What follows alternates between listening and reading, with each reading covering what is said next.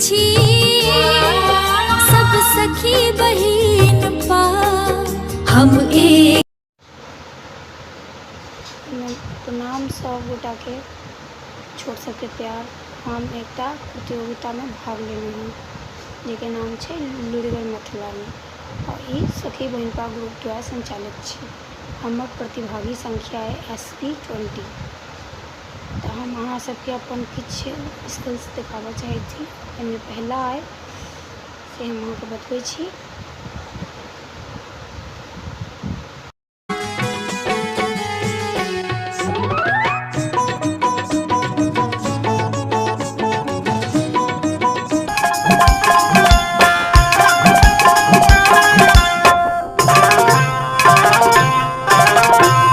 दुमका में झुमका है रोलनी, काशी में कनवाली। हम पुछलियन के चोरौलक, अहाँ के ठोरक लाली। हुनकर नथिया बरामद भेल हमरा रंगीला जिला बलिया में।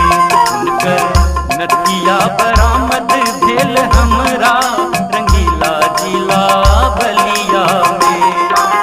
दुमका में झुमका है रोलन, काशी में कनवाली। हम पुछलियन के चोरौलक, अहाँ के ठोरक लाली। हुनकर नथिया बरामद भेल